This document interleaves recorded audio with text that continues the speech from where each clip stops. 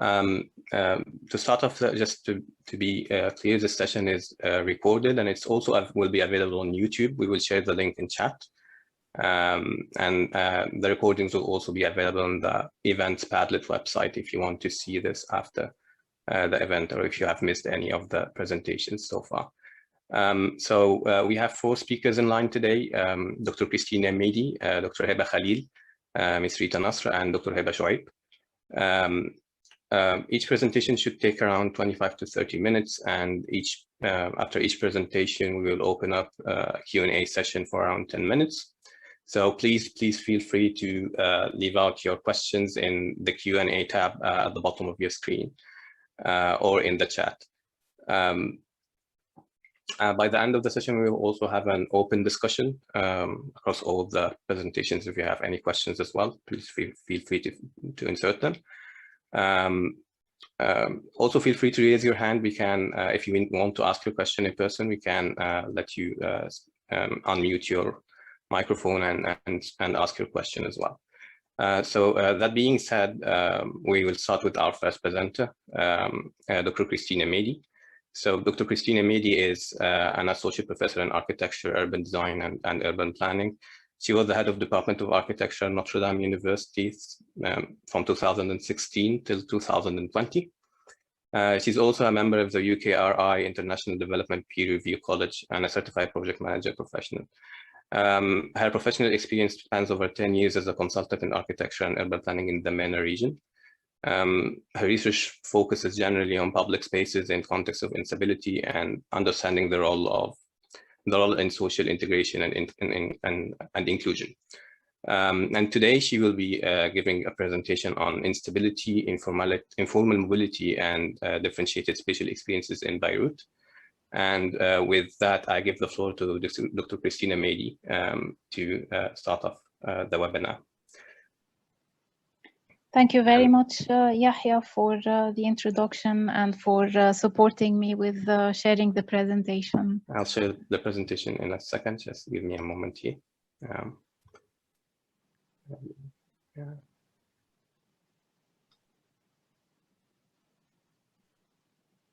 I apologize, this is taking a little bit of time. Yeah.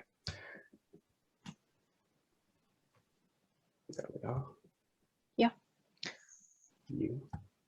Yes, thank you. If you could please move to the next slide.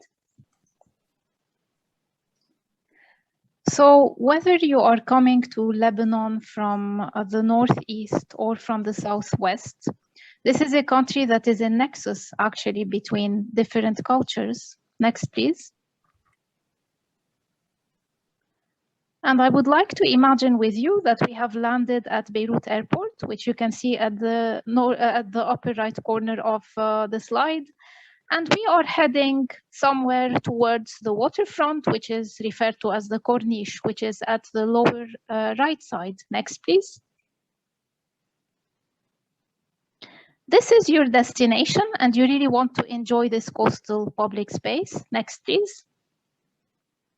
And as a newcomer into the city, perhaps you did not rent a car or you do not want to use the taxi, you decide to use the local public transport system. And this is what it will look like. Next, please. If you want to cross and find your way to the bus, it might be a little bit difficult without interacting with others. Next, please. So in this presentation and after this virtual visit to Beirut, I will try to give a few headlines related to informal mobility and instability in specific, then give an overview of the history of transportation in Beirut, and share an experience before giving some conclusions. Next, please. Next, please. My concern with informal mobility is really spatial as an urban planner. And I'm interested to understand the role of mobility, which is really a constituent of everyday life, and how it helps us to establish spatially connections to people, objects, information, but also values, habits, customs, etc. And as we move through the city, this is something that we learn and that we adapt and readjust according to circumstances. So this is the starting point of mobility that I would like to share with you.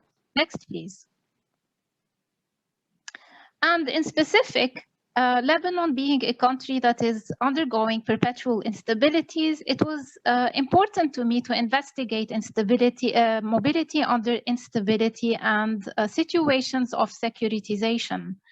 So what happens when there is instability in a specific urban context? This leads eventually to securitization, which really affects accessibility to open spaces, urban spaces, including streets. Thus, could lead to the reduction or obstruction of one's mobility. With reduced mobility or obstructed mobility, this also generates feelings of fear. And if one is fearing how to navigate in a city in such an unstable context, this could lead to insular behavior. In relation to mobility, this could lead to preference of using private rather than public transport. Next, please. Imagine that you are in the city center, and this happens overnight, as was the case with the demonstrations in October 2019. A road that you take on your everyday trip is all of a sudden blocked, and you need to reroute your trip. Next, please. So, if you are actually a rider in a car, or if you are a rider in public transport, although you are sharing the same space, the same urban space, which is the street, you are sharing it in isolation, which could lead to certain normative understandings of who the people in the other mode of transport are or what they are experiencing. And if we are talking about an unstable context, there is a need actually to understand and interact with the other rather than segregate such public experiences. Next, please. So this is just one example of a main road in Beirut that shows or demonstrates what I was trying to say in terms of sharing the same space, but having very separate experiences that could lead to stereotyping and normative understandings of the other. Next, please. And why this interest in comparing or understanding these two different modes of transport in the case of an unstable context? It is because, of course, the private automobile is really an enduring system. Automobility becomes an enduring system in terms of infrastructure, services, ridership, that is very difficult to change or to shift to public transport, let alone if this transport is informal. Whereas in shared mobility, researchers argue that there is a co-constitution of urban meaning through the experience of spaces, subjects, shared experiences of ridership, and so on. And although this is not the topic of today's presentation, it is an important contributor to the everyday practice of mobility. Next, please. So when we look at literature on informal mobility globally, these are some of the topics that pop up. An absence of state endorsement that leads to a response by the market, negative perceptions of this mobility, the stereotyping of the users, considering it a safety and pollution threat or a nuisance that is really not desired. Next, please. And behind these perceptions of informal mobility come a lot of factors. Some of them will be addressed in this presentation, such as a laissez-faire attitude, where the informal mobility is allowed to exist despite its negativities, laxly enforced control and regulation on this informal mobility, or makeshift solutions. So I will touch upon some of them in the context of Beirut. And more specifically, in the presence of or in the situation of a weak state, such as in Lebanon, and the absence of transportation strategies, there is bound to be certain tactics that try to meet people's collective needs for mobility. Next, please. And what happens in this formal-informal system? It is, as Ananya Roy actually says, a very entangled or fluid system that mixes between formality and informality. So if we think vertically in terms of power relations, the state could be licensing the vehicles that are operating this informal system. And the state is, in fact, even if laxly, controlling this transportation system. On the other hand, and horizontally speaking in terms of power relations, a set of operators or different operators are instating informal mobility rules and regulations and norms. They are deciding on the distribution of routes, of the rolling stock, and of the people involved in this network. So the power relation is really one of negotiations along new meanings and new criteria established between the state and the operators who are in fact part of the context, the political, economic, social, cultural context of the city. Next, please. So in summary, talking about mobility under instability, in an urban environment that is constantly, where everyday life is constantly or repetitively disrupted, it is important to see how the tactic of informal mobility is actually an opportunity for diversifying spatial experiences and possibly achieving social justice in the city. Next, please. So I will move to a historical overview on Beirut and its transportation system. And I would like to share with you this quotation that was actually, again, a study on informal infrastructure and the relation between it and the embedded politico-sectarian struggles in Lebanon. Next, please.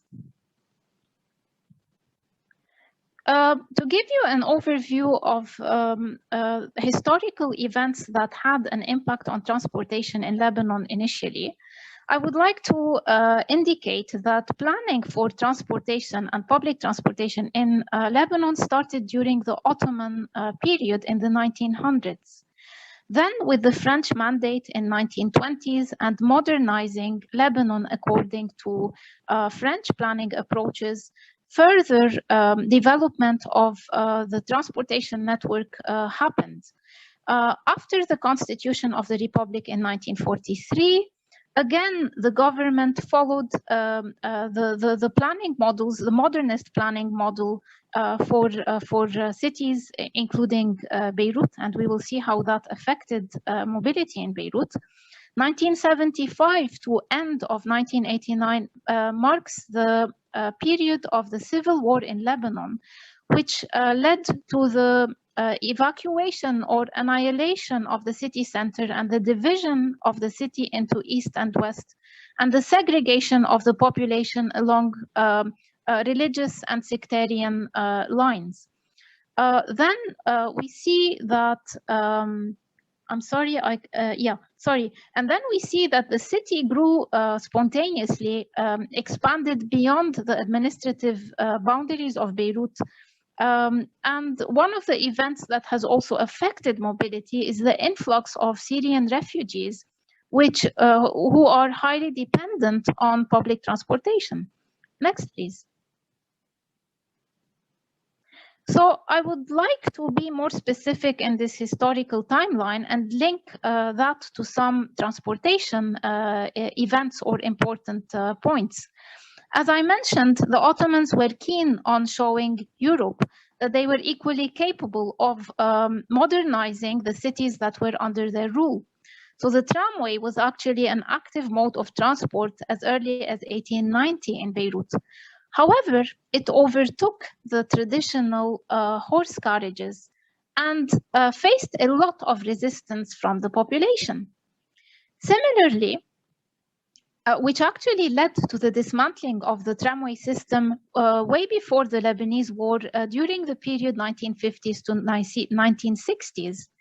Similarly, people were not very comprehensive of using the bus as a mode of public transportation, and they instead preferred using the shared car, the shared taxi, jitney, or what is referred to in Lebanon as a service. And stations for the service were located in the city center, specifically around Martyr Square. Why is it important to note that spatial feature? It is because, as I mentioned, during the Civil War, the city center was completely evacuated. And the transportation node, which was in Martyr Square, was never reconstituted in the post-war reconstruction plan. Tragically, the outbreak of the Civil War was also marked by a shooting that happened on a bus with civilians in the eastern suburbs of Beirut. So there were some clues or symbols or signs that led gradually to the aversion of people towards the use of buses as a means of public transport. After the end of the war and around 1996, which I will come back to in further detail, there were plans to reinstate the bus system in Lebanon, as well as plans for metro lines. The metro line plans never materialized. The buses partially materialized. However, they transformed into an informal bus system, which I will be talking further about. And in 2019, just before the nationwide demonstrations, the parliament instated law number 135 to start working with the bus rapid transit project, which would have been funded by the World Bank. I can talk more about this in the discussion, but not as part of the presentation. And of course, then there was the financial crisis, but also COVID-19, like similar countries elsewhere in the world. Next, please. So what is the significance of tying mobility spatially to Beirut? As I said initially, the transportation system in Beirut was somehow radial. There was a main station situated in the city center that distributed to the peri-urban and suburban areas and further beyond. The city center was not existent anymore. Next, please.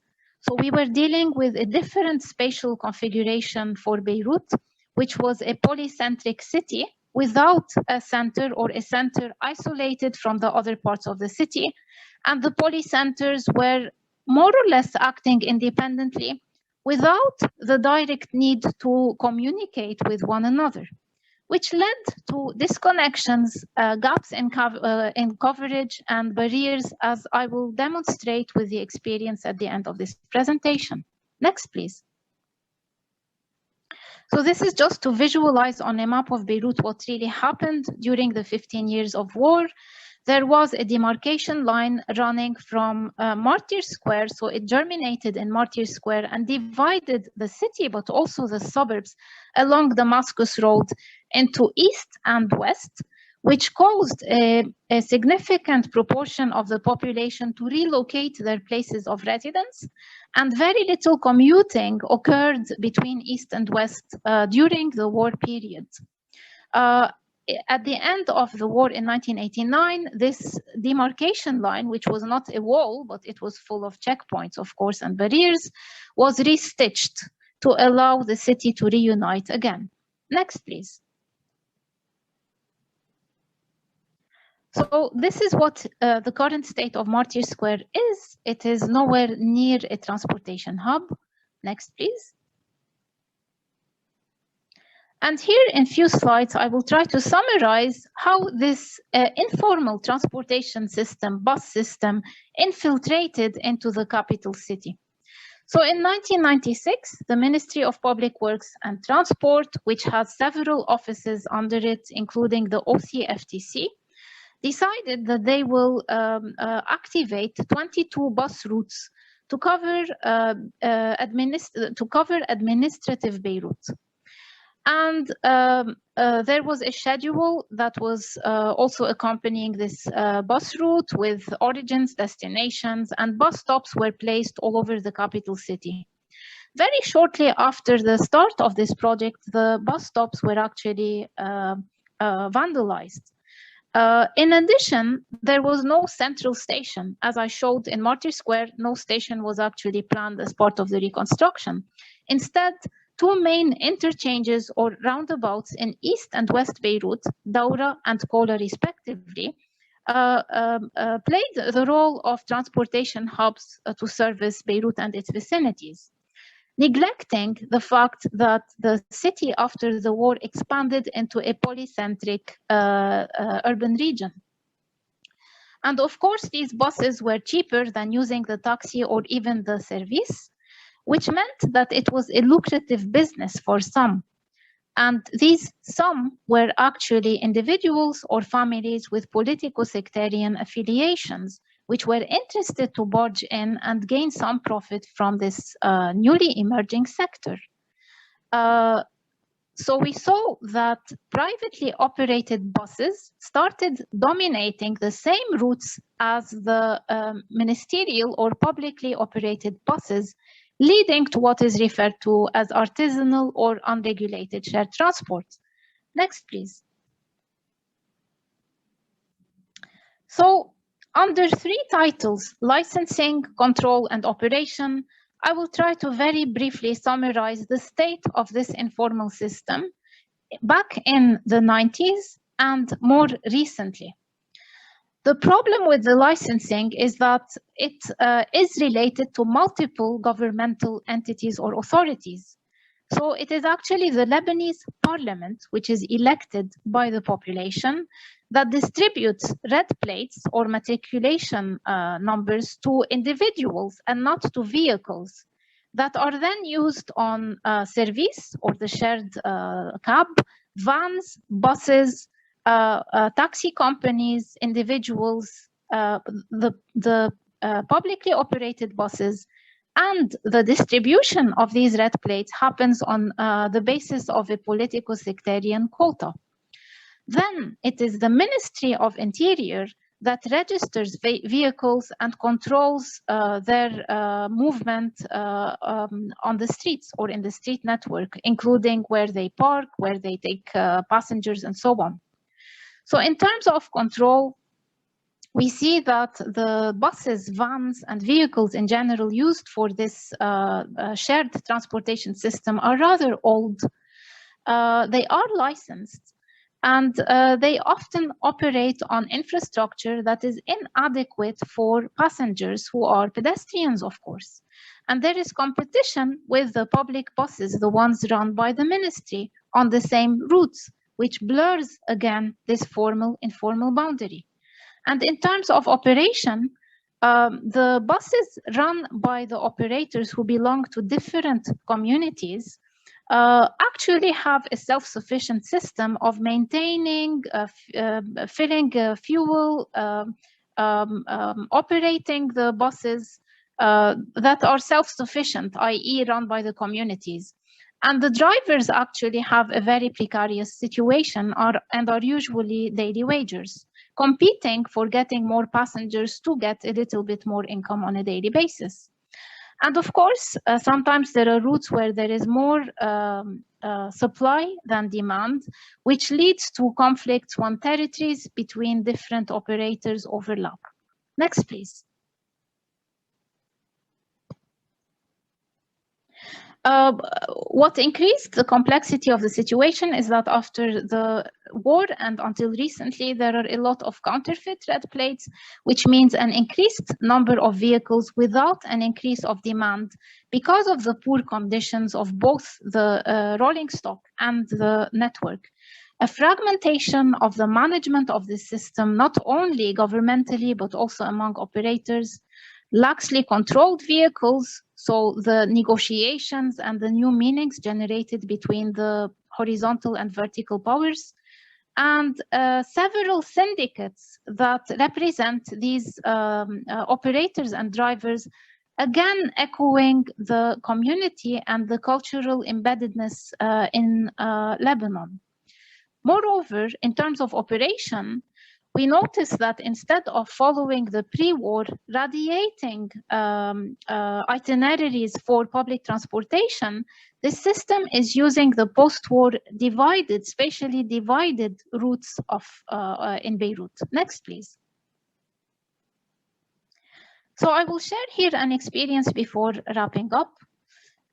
In Beirut, it is really a civic experience that changes from day to day, depending on boundaries that are shaped and reshaped in the city according to instabilities that occur. So whether you are driving a private car or you are using public transport, this experience might not be identical from day to day. Here, it is very important to highlight the work done by the Riders' Rights NGO that tried to give visibility to this informal map system by generating a participative map. By participative, I mean it was generated with the help of riders and drivers to facilitate the use of this system in Beirut. Next, please. And the demonstration that I would like to share with you today is that if one decides to take a tour around Beirut from the eastern to the western suburbs and vice versa, it would be interesting to see, using the map of Riders' Rights, which buses do we need to take to make this round trip. Next, please. So it seems that we need to take 4 or 5 buses to make this loop across the capital city. Next, please. And in this loop, if you look at the gray line, the gray dashed line, which is towards the top of the map, this is what a car trip from point A to B would look like. And then the colored itinerary with the numbers is what the public transport experience would be like. Noting that to close the loop with the public transport, you still have to cover a small part of the trajectory. Sorry, the second item in the legend should read pedestrian trajectory, not car trajectory. So you still have to walk a little bit to really reach the point from which you started this journey. Next, please. So some observations along this itinerary, and I will not read through them, I will only focus on the highlighted sentences, is really this disconnection, the difficulty of transferring across lines, the difficulty of finding the stops and the divides that exist across the lines, even if they have the same number, like number 15. Next, please.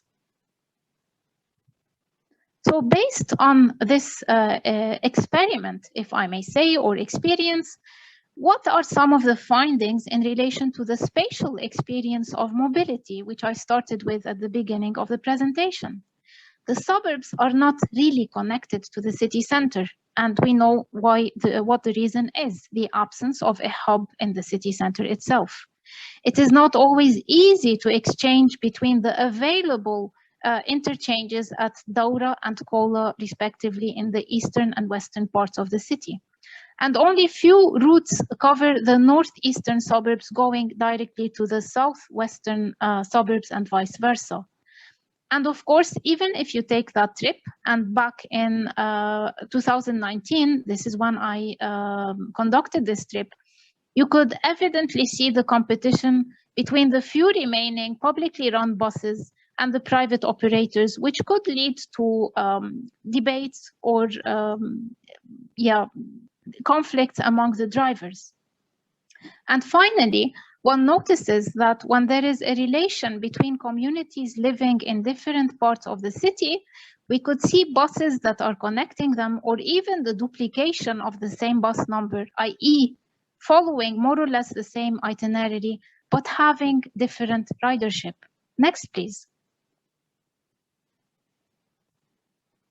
So to give you an idea about the stops that are mapped on the Riders' Rights maps are indicative of affordances of where one could disembark rather than actual physical stops, which also give the drivers the flexibility to even change their routes according to events that are happening in the city, such as road closures, checkpoints, repair works, and so on, which actually reflects a degree of adaptability to sudden events in this system. Next, please. This is just to give you an idea of how obscure the location of stations and stops could be. Next, please. And on the left-hand side, upper left-hand side, you can see the governmental buses with the light blue stripes that are distinguished from the rest of the buses that have no color or distinctive features. Next, please. And I arrive at some conclusions. Of course, there are a lot of similar trends between the informal mobility in the case of Beirut, as explained earlier in the presentation, and perceptions of this mobility. But I would like to highlight some of the specificities of Beirut in relation to contextual embeddedness. The first is perhaps that the communities that were divided after the 15-year war period manage only marginally to break this wartime divide with the using the public or shared transport network that is available, which means that there are a lot of disconnections, fluidities, and complications in interchanging if you want to navigate throughout the city. Users also indicated their interest in meeting others and considered that public transportation is one means to do that. So this was highlighted and is very important in the context of an unstable city. And the fourth point is that despite its flaws, the system showed some adaptability to abrupt events or changes that could be considered as an advantage in the case of this system and could be further explored. Next, please. I have two more slides talking about challenges and possible opportunities. Challenges specifically after COVID-19 have to do with lower ridership due to health and safety measures, the operation of less vehicles, especially due to expensive maintenance with the devaluation of the Lebanese currency, lately also the scarcity of fuel, and of course high unemployment rates, both on the side of drivers but also riders, which could again lead to reduced mobility for some. What about opportunities, not to end on a pessimistic note? Next, please. And of course, I do not claim that these opportunities are short-term. These are more medium to long-term. What about working with municipalities and trying to organize at the micro walkable level what is happening with these stops and terminals? What about considering plans for subsidizing the system, even importing hybrid and electric buses that are not so dependent on fuel, which is imported in this country, and encouraging non-motorized mobility, which becomes part of a system of mobility, not only dependence on one mode, and planning for walkable urban areas that are not car-centered, as has been the history of Beirut so far. Next, please. With this, I end my presentation, and thank you for your attention, and I hope that an electricity cutout does not prevent me from interacting with you and any questions or comments that you might have. Thank you.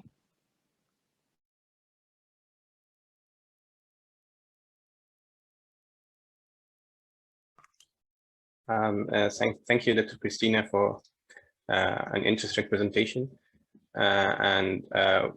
We have time now for a quick Q&A session, so please feel free to put in your questions in the Q&A session or in chat. Seems we don't have questions so far, so like I would like to have a question myself. Dr. Christina, you did mention the sort of adaptability of the system in a way, and more informal systems tend to, in my view, come out as a way to sort of mitigate gaps that the formal system cannot really fill in, which in the case of a transportation system, it may be some routes that are not covered or more demand than what the government can supply. So my question was, in case of Beirut, is it the case that the informal bus routes were sort of mitigated, where the experience with the informal bus routes is different than the experience with the formal bus routes? Okay, yeah, we did. Oh, I apologize. We did lose Dr. Christine. So if you have any questions for her, feel free to leave them in the Q&A. We will send to her. She probably had an electricity cutout. We apologize for this inconvenience. So with this, we will be moving forward with the next presentation. Dr. Heba Khalil. Dr. Heba Khalil is a professor of sustainable urbanism and is a senior coordinator of architecture, engineering, and technology in the faculty in engineering, Cairo University. Her research focuses on community development in informal urban areas and urban metabolism and urban climate. She has 20 years of experience as an architect and urban planner and in sustainable development as well. She's also an alumni of the special program for urban and regional studies in MIT. And she continuously seeks partnerships to support a new planning and design practice for sustainable urbanism. Today, she will be giving a speak on enhancing circularity for better livability in informal areas, using urban metabolism as an approach. So, Dr. Heba Khalil, the floor is yours. Hello, everyone. Thank you, Yahya, for the introduction, and thank you for having me today. I'll be sharing my screen, so hopefully it works. Yep. Is it there?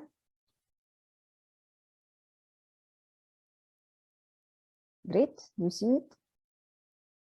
Yes, we can see it. Yeah, great. Okay. And it is in presentation mode, hopefully. Great.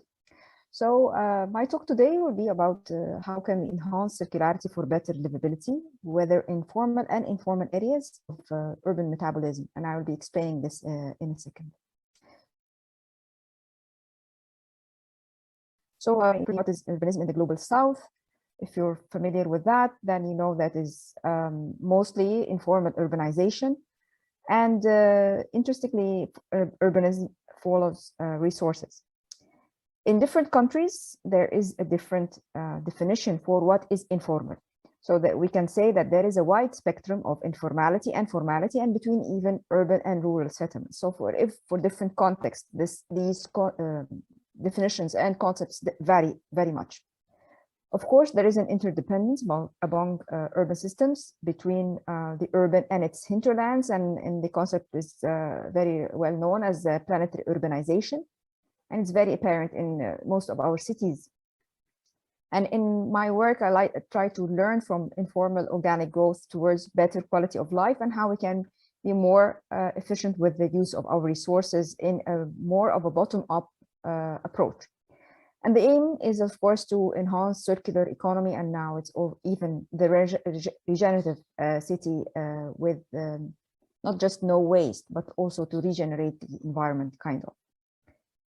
So if you're familiar with that figure of this chart about combining the ecological footprint, how much resources are we using versus what kind of development are we providing for our inhabitants in different countries of the world, the HDI versus the ecological footprint, you find most of African countries, all the orange dots, are using less resources, but they're not providing enough for their inhabitants.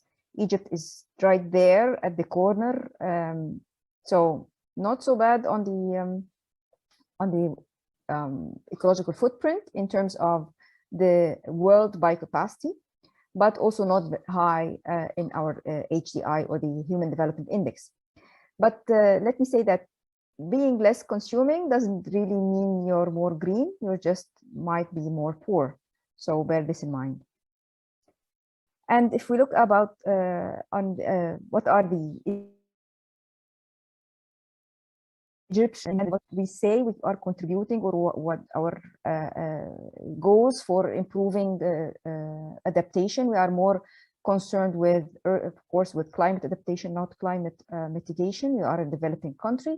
So most of the sectors within this document they are more about coastal zones, agricultural sector, water resources, rural population, energy, tourism, health, but not necessarily any focus on the urban sector and where most of the consumption takes place.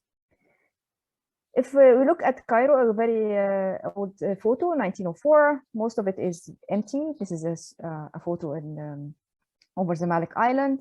And in only 100 years' time, you can find that the city is mostly built with very high buildings and very high density.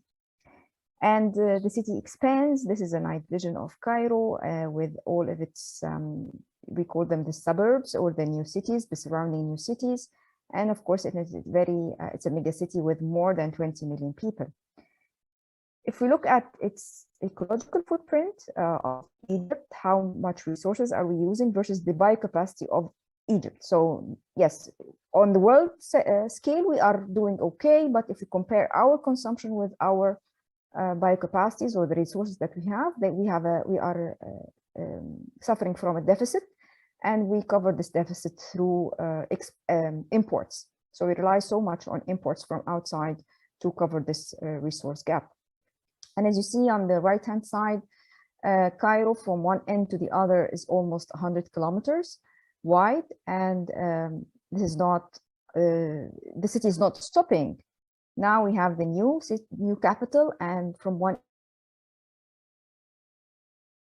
end, so from the western side where I live to be able to go to the new capital, I'll be driving around 120 to 130 kilometers each way, which is, I think it's enormous. Okay, but if you're not familiar with Cairo, and Dr. Christine took us to Beirut, I'll try to take you to Cairo. So have different, if you browse the internet of photos for Cairo, most probably you'll get either the right-hand side photos or the bottom side one, but not necessarily the left upper corner.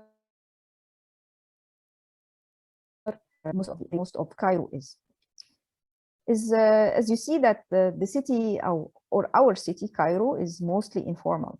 Some estimates say it's 50% or 6% or even 70% is informal. So all the blue areas in the map are informal areas, and all the yellow areas are planned, or yeah, they are formal or planned. Now the technical or the legal term for the informal areas is unplanned. So officially we're not using informal anymore, kind of. We're using planned and unplanned, which is another debate rather than being formal or informal. And Cairo, of course, is one of the fastest growing cities. It was estimated to be the fastest growing city in 2017. It even outgrew other mega cities in India. Sorry, yeah. So just to explain what is informalization in the Egyptian context, for those who are not familiar with that, basically we have agricultural land, of course, to the Nile. All this agricultural land, we illegally subdivided. We illegally subdivide the agricultural basins into plots. We sell these plots or we build them. And in 30 to 40 years, perhaps 50 years, you have a completely consolidated area like that.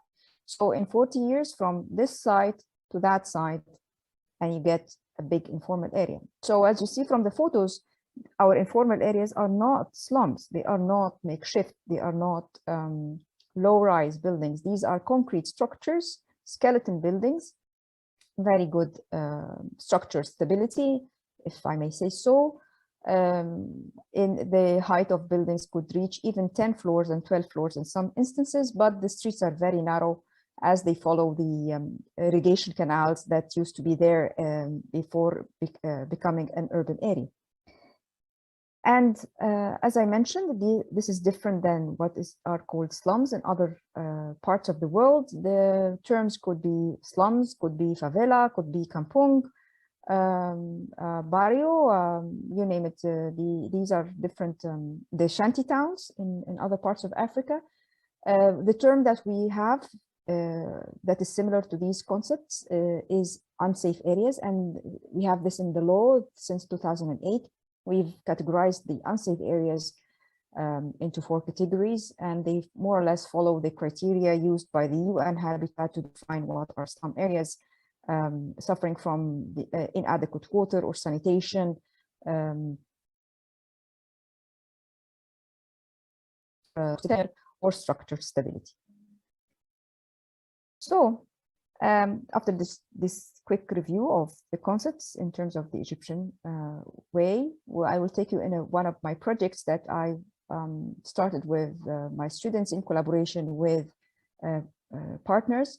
The project is called Urban Insight Project. It was done in Cairo, and this project was in collaboration with the EcoCity Builders. They are an NGO in the US, and they have several projects around the world. We had a collaboration with Mondiapolis University in Morocco. So we did this project in parallel between Cairo and Casablanca. And it was done with my students in different courses. And of course, in collaboration with other professor, my mentor, Dr. Saharate. So in this project, what we did is we selected two neighboring districts in Cairo. As I mentioned, Cairo is 20 million people. We selected two different districts. One of them would be an informal area, or in more legal terms, unplanned. And the other one is a planned or a formal area. So one is in Baba, which is the informal area. And just across the Nile, we have the Zamalek area, which is a more upscale area that is, of course, formal. What we did is in our methodology is that we started discussing the literature review. We had a lot of discussions with leadership from the area. And then we went on a lot of transit walks. So in order to identify the assets in the area, we did a lot of transit walks with the community over there. We came up with our own data sets. We had to do urban surveys because the data that we acquired from the government, if you are able to acquire it, is not accurate, and it's not on the building scale. Perhaps it's more on the block scale. And then we created or categorized our archetypes for the different buildings in order to map how the resources are being used in these different districts. So the main aim for us for this study is to see how the resources flow through these districts, whether energy, water, water, energy, food, mobility, materials, and ICT. Specifically, we did water, energy, mobility, and materials. So after creating our database and knowing the different archetypes that are present in the study area, we conduct in-depth investigations on the household level, or knowing how the specific resource is being used. And then what we do is we go to the upstream, what happens to the resource before coming into the area. So if the water is coming from the Nile, for instance, what happens at the water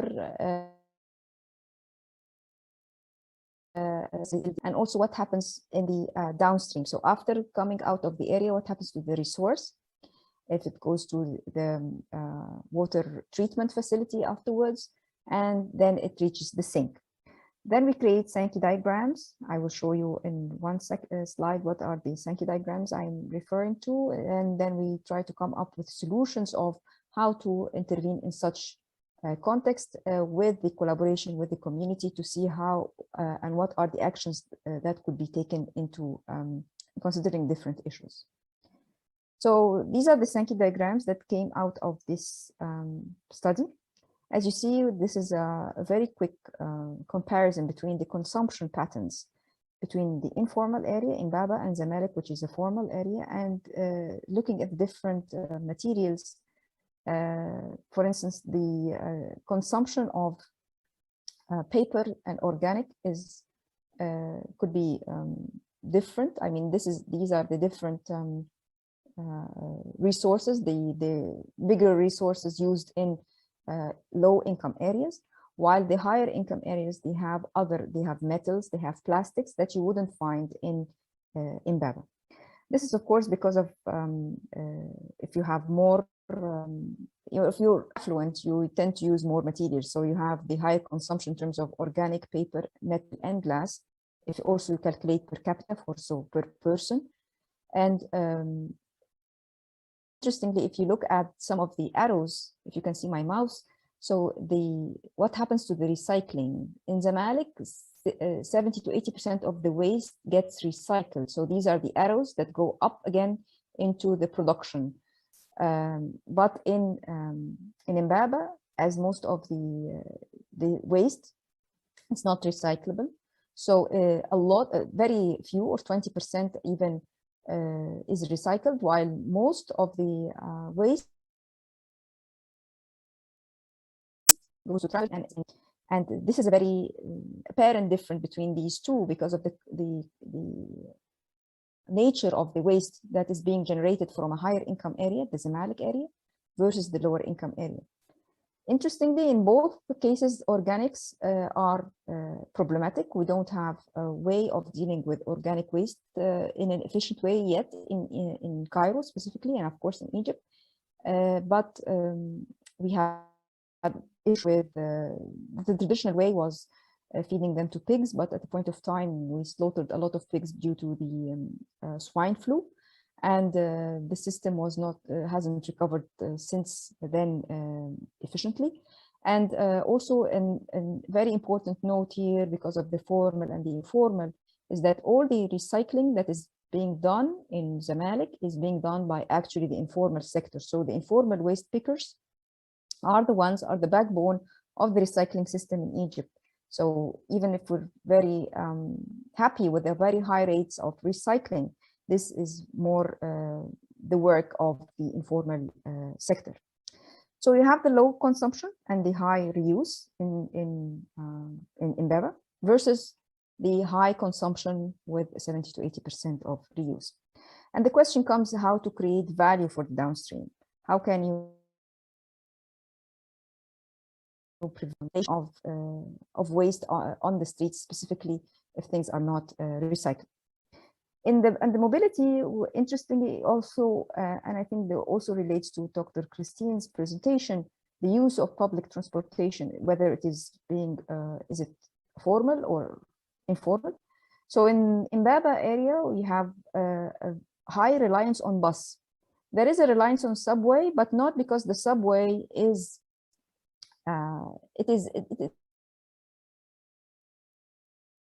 it's wouldn't be passing through Mbaba, but a lot of people who reside in this area actually work on the other side of the city, so they use the subway in their their daily trip to reach their destination. And as you see, the Sankey diagram shows your daily trip from home to destination. So you start by walking, then you take a bus or a subway, or perhaps you continue on walking sometime. And when you reach your destination, you still have another part to walk. While in the Zamalek area, you can find that most of the trips are being done by motorized vehicles, whether they are privately owned or the taxi. And there is the bus. There is some people use the bus, but because of the planning of Zamalek, the buses are only allowed into 2 streets, and they're not allowed in other streets. And you see that there is a very small percentage using the subway, although there is a station in a subway station in Zamalek, but it is not in the popular area. I mean, not where people actually, or the people live, or the uses like schools, universities are located. Is on the other side of the island, where not a lot of people are commuting over there or using it.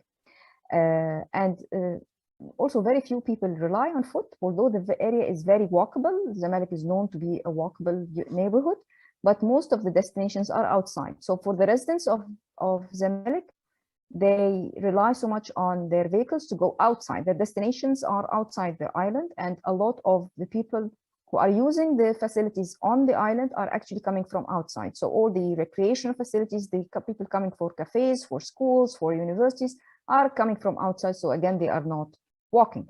So it was interesting to see how, although the image of the area could be walkable, but people are not walking so much. And the question is how to capture the characteristics of the informal local ecosystems becoming affordable, accessible, and efficient. So yeah, you have sometimes systems that are being imposed by the government, but they are not very affordable. So this would be taken into consideration. And the study that we've done actually showed us that there is a need to devise a city, before devising a citywide project, to see how is the detailed consumption patterns in different parts of a city. If you have a mega city like Cairo, or even smaller cities, and you have different districts, then you need to understand the consumption pattern, the demand at the district level in order to have adequate solutions. And of course, lowering consumption does not contradict with promoting better quality of life. You want to lower your consumption, but having better walkability, better public transportation. Of course, the local solutions provide jobs that build on existing skills. And a lot of these local solutions are not highlighted so much. We usually, when you think of solutions, we are very top-down minded, which proved to be inefficient or inefficient for quite some time, when we had a waste management system that was imposed by the government, bringing in international companies from Italy, from Egyptian context, but it was not successful at all. It actually was a total failure, and we had to go back to the informal waste pickers again. But of course, we don't want to have the informal waste pickers with their current unhygienic situation. So there should be some sort of improvement in the system, and a lot of that work was done by the former Minister of Environment, Dr. Laila Skander, in that sense.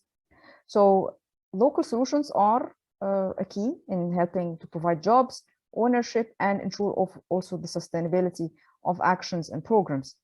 And these, you can find alternative solutions, of course. And tying this back to all the agendas that are there, the SDGs, the idea of promoting resource efficiency in planning and in building, it ties with a lot of the international agendas, the new urban agendas, the different SDGs, the Paris Agreement, and of course the 10-year framework program for Africa. So we have different levels of regional and worldwide, just to tie to the underlying is to try to adapt to become more affordable and inclusive, and of course it's important to integrate approaches. So not only looking at the demand side or the supply side, in most of the cases for the government for the government initiated solutions, it was more of on looking on the supply side. Let's improve our grids, the energy mix, let's incorporate renewable energies. But also on the demand side, it's very important to think of 3 levels. First is the individual. How can we alter the behavior of people or the appliance choice, for instance? And second is on the building performance, so the building itself. And then on the third is the neighborhood level design and city plan. So you have 3 levels on the demand, and both of them are important to reach an integrated approach of consumption and production. We try to read this in order to enhance the circularity and provide better livability. These are just some of the related publications, and I welcome any questions in that regard. Some of my current work is about gender equity, and also looking at using different lenses, looking at the city. And just another project I'm working on now, creating a city at Cairo University, and another project about land governance in collaboration with other African countries, specifically in North Africa currently. Thank you very much.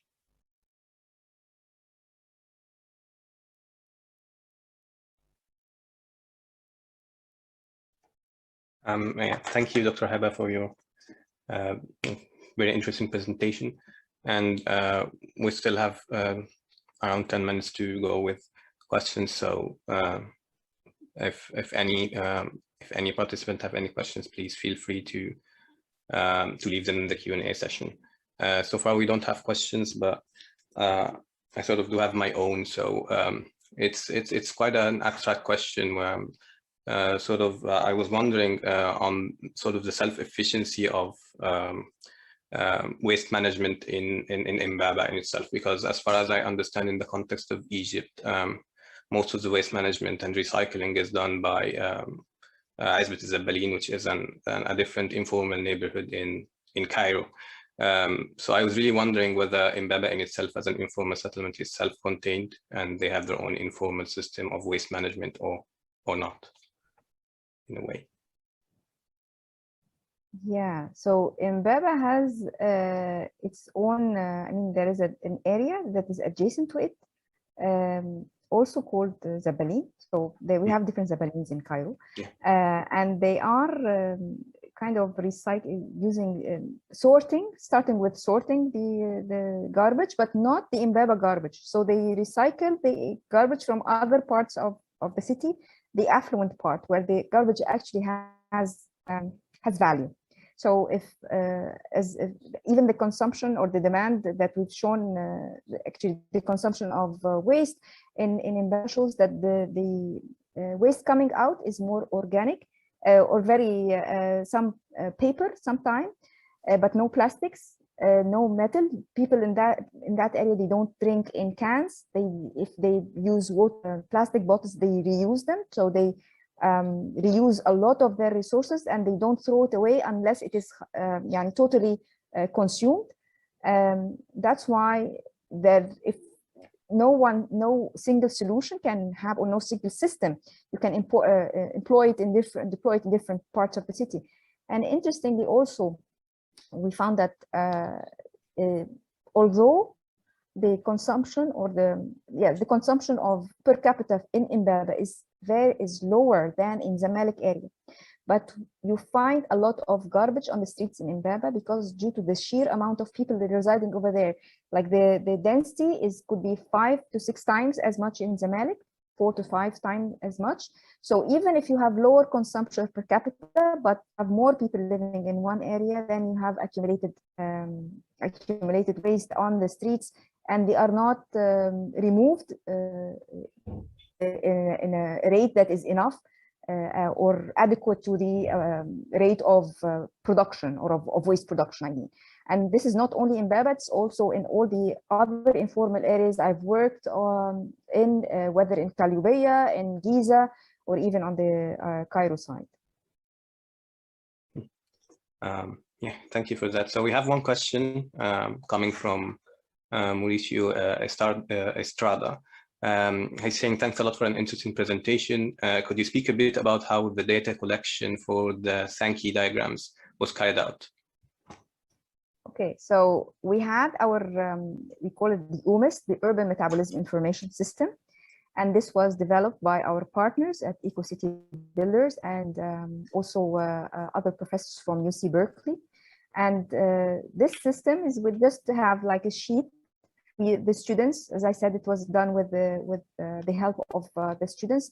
We do two things. We do after identifying different archetypes. So for instance, if we're talking about waste management, we choose different buildings of, different land use at first, the residential, if you have different like retail or workshops or even a mosque or something. And also in the residential, we have the different household size. So we identify different samples, and then we take a number of samples in each category, and we do in-depth investigation. So we ask them on a daily basis or in a week time, how much waste do you generate in terms of paper, in terms of organic food, in terms of all the materials that are possible. And in that sense, and sometimes in a few times we cross-reference with the actual garbage that we can see, that is specifically in Zamalek area, the more affluent, we can see how much, I mean, the bag is outside the apartment, so we can see what's going on over there. But also an interesting thing is some people are a bit shy on saying how much do they throw away. Specifically in more affluent area, they would say, we don't throw food at all. We don't throw food. This is, of course, it is unethical. It is not religious. Some consider that, but in actual facts, people throw food. So we tend to ask questions in different ways in order to get the accurate information. And after doing that, we everything into the UMIS, and we have these that develop a CSV, and then we have a Sankey, we call this Sankey generator, and you input the CSV file and you get the Sankey diagram from that. Hope I answered the question. Yes, thank you. I think we have room for one more question here. This one is quite general in a way. In 10 years' time from now, how do you expect Cairo will cope with the rapid population and the waste recycling concept in Cairo?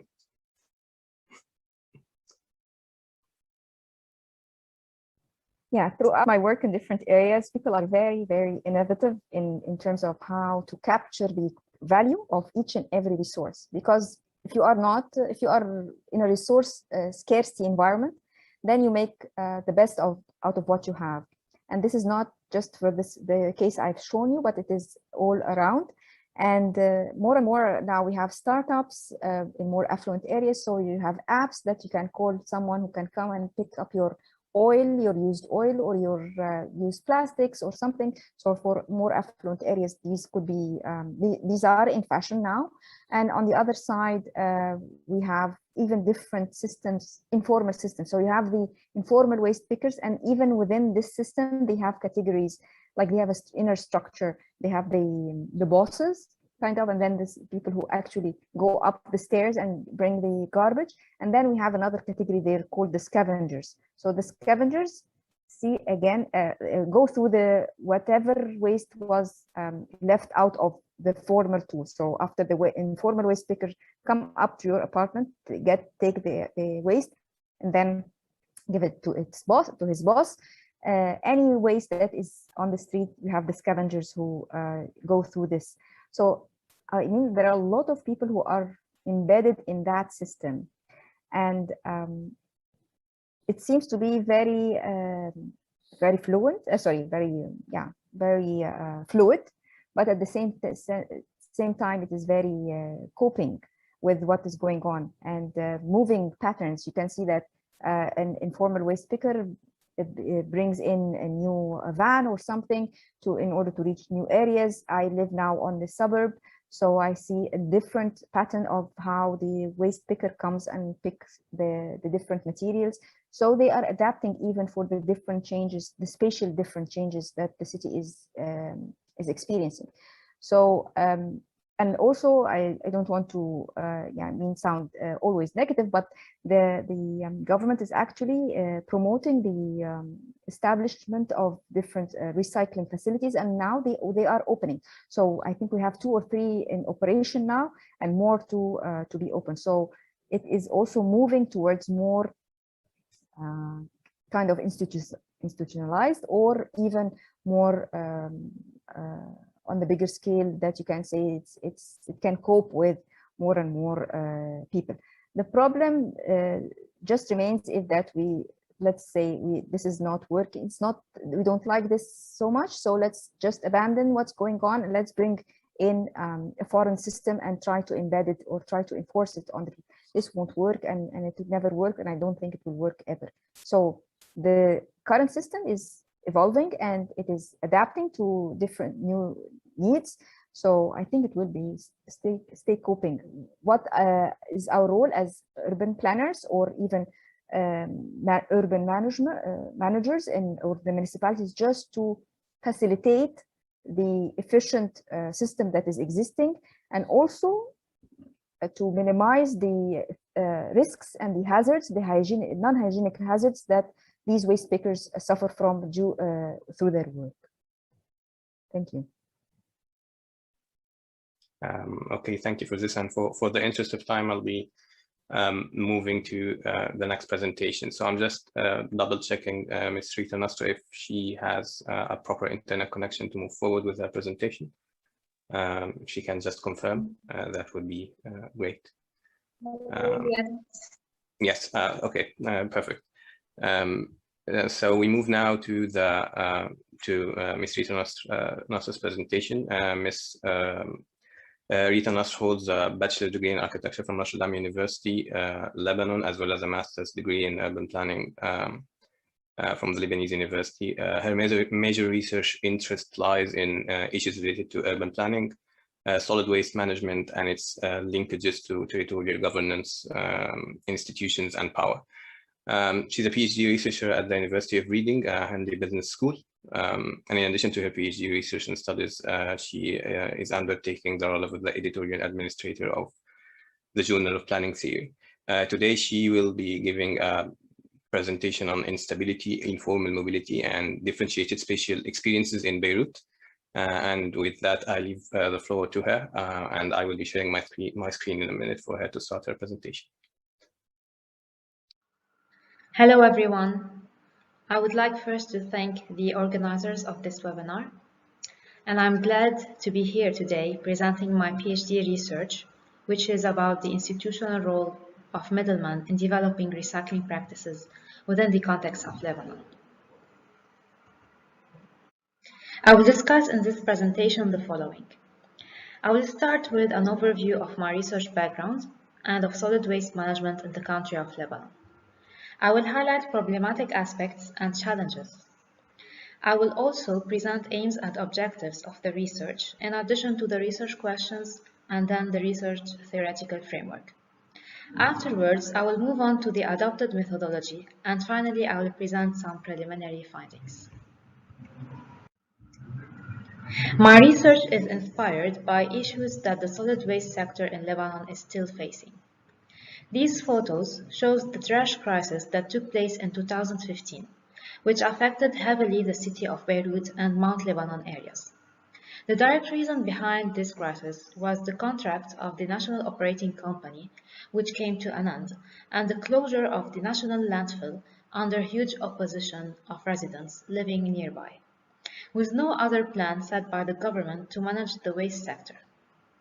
Besides health risks on residents caused by waste accumulation, piles of waste stayed in streets for many months, which gave voice to civil society and environmentalists to oppose the work of the state. Youth Think movement emerged as protesters were criticizing the government for a complete deadlock.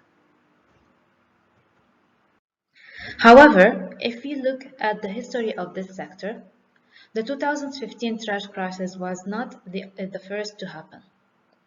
The civil war that took place in 1975 was a turning point due to various informal dump sites that emerged to house solid waste, especially demolition waste resulting from building destructions. In 1997, a trash crisis took place due to the closure of the National Sea dump site under a huge opposition of residents living close to it. So the government chose a quarry site and decided to dump waste in it in order to rehabilitate it. This landfill site was forced to close in 2015, as I mentioned before. So the government moved toward the sea and allocated 3 sea landfills, which are now close to reaching their capacities. So from 1997 until 2015, 18 years have passed and the same event happened again. Closure of existing landfills and creation of other landfills. This shows that the sector is not able to change since no other sustainable alternatives are presented by the government to manage it. So the country is actually suffering from a lack of adequate infrastructure, lack of clear national policy, and lack of cost recovery system. Around 4,000 tons of waste are generated in Beirut and Mount Lebanon, which are the most urbanized areas in the country. What the country is suffering from can be clearly shown in the low percentage of recycled materials, which is 8 to 10%, and the presence of more than 600 unofficial dump sites shown in the map on the right, proving the collect and dump approach of the public sector. So I decided to dig more into waste issues by looking at local media reports. I have reviewed and analyzed more than 1,000 articles published in local newspapers. I have extracted various waste issues, and I found some silenced and marginalized issues related to recycling operators. My research interest is to focus on their role. These recycling operators constitute a self-organized business controlled by initiatives, individuals, companies, NGOs, informal collectors, municipalities, and Union of Municipalities, and they are known as recycling middlemen. They are trying to recover waste and to sustain a controlled business within high competition on recuperated goods. Through their operation, they have elevated the percentage of recycling in the country and have contributed to reducing the amount of recyclable materials sent to landfills. So by improving their role, landfills won't be filled immediately and waste won't lose its value. In this diagram, I have mapped the work of the national operating company that is contracted by the government to manage solid waste in Beirut and Mount Lebanon. You can see this map on the left, in addition to the work of recyclers that I mapped on the right side. It shows how these operators are filling gaps left by the absence and weaknesses of the government while presenting new alternatives to manage and to sustain solid waste services. An example of how recyclers are filling this gap is reflected in the interruptions caused by the economic crisis, by COVID-19 pandemic, and by Beirut blast to the national operating company that was forced to stop for some time. Also, the Beirut blast has deteriorated the sorting facility of the company. So, collected waste is now sent directly to landfills with no sorting. Therefore, in such case, recycling percentage could have reached 0% if recyclers were not operating. However, these operators face various challenges and issues in their work as well. This is due to the lack of support of the state and due to socioeconomic and political instabilities in the country represented in these various historical events.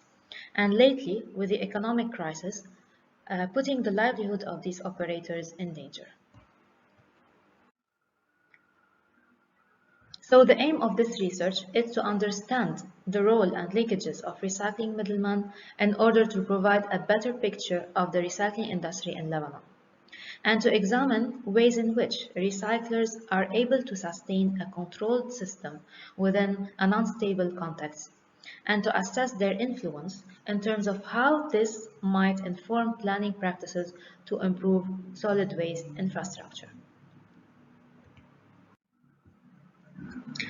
My research questions are as follows. What strategies do recycling middlemen adopt to ensure waste and its value flows in the face of various contexts of uncertainty, and how these strategies are institutionalized? And my sub-research questions are, how do middlemen attempt to rebuild intermediary institutions that contribute to recycling waste and its associated value flows? How is power exercised in rebuilding intermediary institutions and in ensuring flows? And finally, what are the specialities associated with the above processes? So the research is about to explore strategies that middlemen adopt in their operation to handle uncertainties and ensure the flow of waste and its associated value, while creating, adapting, and maintaining intermediary institutions. According to the literature, institutions are considered as stable forms. They consist of rules and norms set by individuals or groups. So building institutions can help recycling middlemen face instabilities. This could be one of their strategies. However, there is little understanding about how different strategies are controlled, governed, and institutionalized. This is what the research aims to explore. According to the literature, recycling middlemen are individuals located in the middle, between sources of waste and its destination. They are known for their networks, linkages with different actors, and power relations through which they sustain their work in the recycling chain. According to Notre, strategies have a lieu propre, which is a strategic territory with considerable power to shape urban environments. The lieu propre for Deserto is a place of order, a fixed territory which serves as the origin point of power. For him, strategies are challenged by tactics of weak groups. However, other scholars argue for strategies challenged by other strategies of powerful actors or groups. So this shows that strategies are not fixed, but dynamic, and they have dynamic strategic territories that could be called power geometries.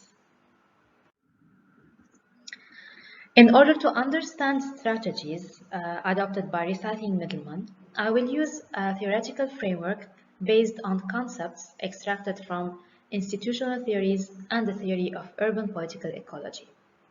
So from one side, institutional theories help me in understanding stability and change interface, structure and agency relationships, and institutionalization process. From the other side, urban political ecology helps me depict processes and reasons behind the emergence of certain strategies while focusing on actor-actor relations. It also helps in understanding the operation of middlemen from an ecological perspective and not just focusing on their own systems of operation. The methodology of the research uses a multi-case study approach, which helps in reflecting webs of connections among middlemen. The scope of my research involves two contexts of uncertainty, the refugees camp and the urban setting. I chose Shatila Palestinian refugee camp, which is the oldest camp in the city of Beirut. Other case studies are located in Greater Beirut area, where recycling middlemen are mostly found. To collect data, I used semi-structured interviews with operators and their clients, and I used here snowballing sampling to reach networks of operators. I also used non-participant observations to observe middleman spaces of operation and secondary data reports in addition to media reports to capture contextual waste issues and instabilities as discussed previously. I have also chosen case studies according to three categories. The first involves recyclers with long period of operation. The second includes operators with short period of operation, and the third involves those who stopped or paused their operation. In order to ensure the depth in making sense of the collected data, I decided to group these cases in terms of how they are useful to my research. So specific cases were chosen to be analyzed in depth, whereas some cases were considered as background cases, providing contextual information. Others were used to verify data by comparing cases and checking different perceptions of different middlemen. And lastly, some cases were used to think through different issues. For data analysis, I'm using NVivo software to analyze interviews and to retrieve themes and associated patterns. I'm currently at the stage of analyzing data, and I will present now briefly some of my preliminary findings. I have first retrieved certain typologies and approaches adopted by middlemen through their operation. I found that there are three types of middlemen. The first group of middlemen aim to produce a certain product through their operation. The second group aims to provide a national vision for managing waste or a waste solution service for clients. So they aim for waste management solutions. And the third group is doing it for just pure business and for livelihood purposes. I have also mapped operators' locations and found that these operators are working outside an overall vision or plan. They are creating a certain order, which is the result of their strategies and of their self-organized systems. By adopting different strategies, recyclers are trying to guarantee a certain stability and ensure their continuity and development. These are some images taken inside the Palestinian refugees camp that I have visited. It shows the poor living, they show the poor living conditions of refugees. They also show the vertical density and oversaturated infrastructure that residents are suffering from. This is one of the camp operators who is using the top of a building to store and to sort collected recyclables. This reflects the spatial scarcity inside the camp. Palestinian refugees are heavily involved in waste activities. They consider waste as the only source of their livelihood.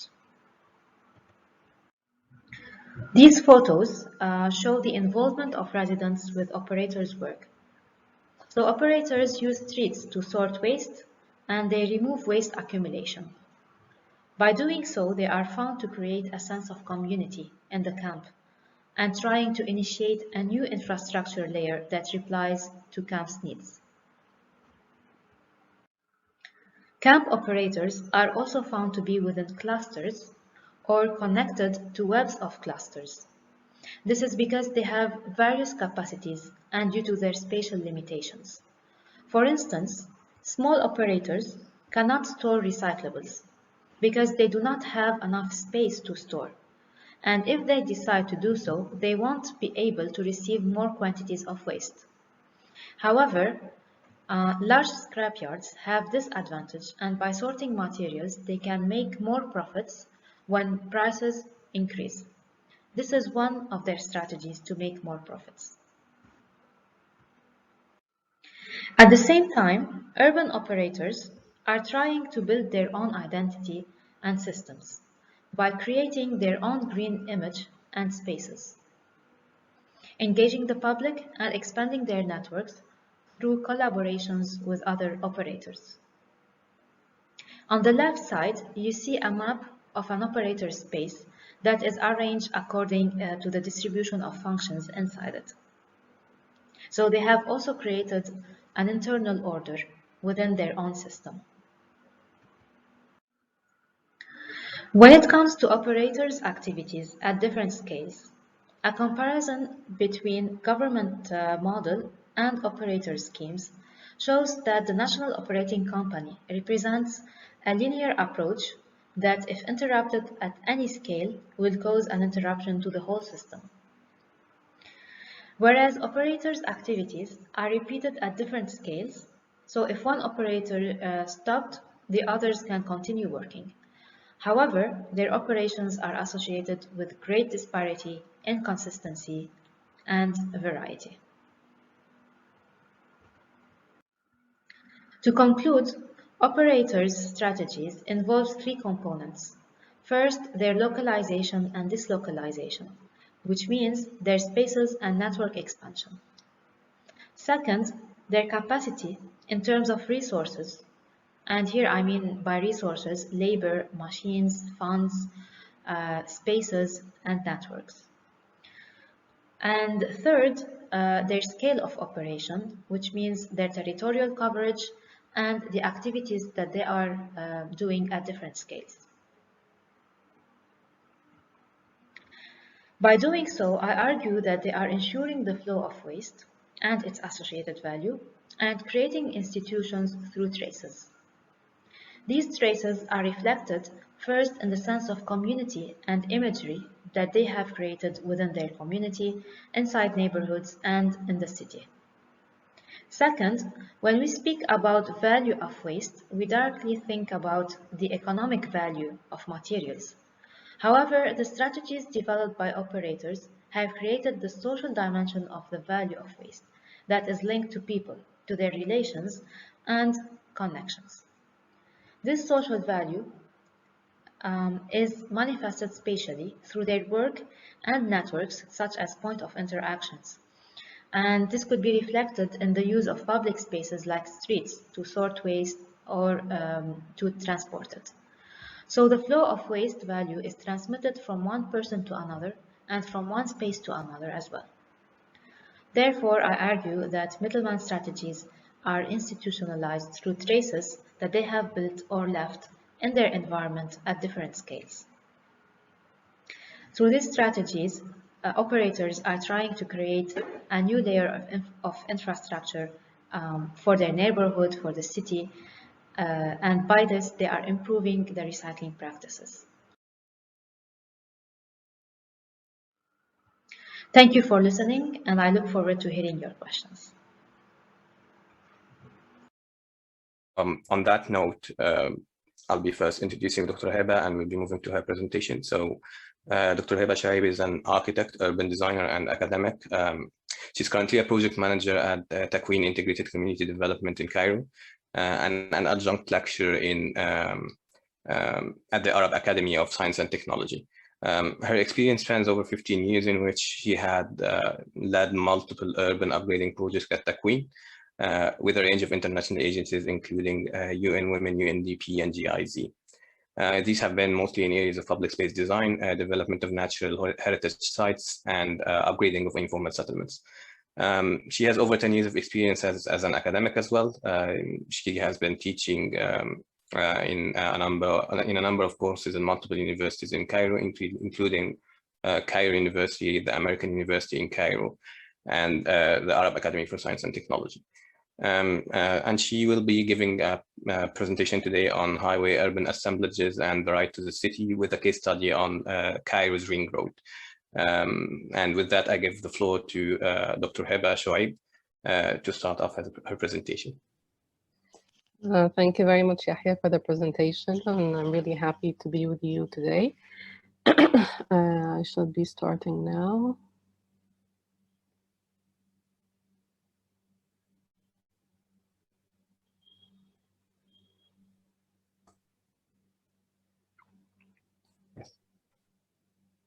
So, can you see my screen? Yes, you can see your screen.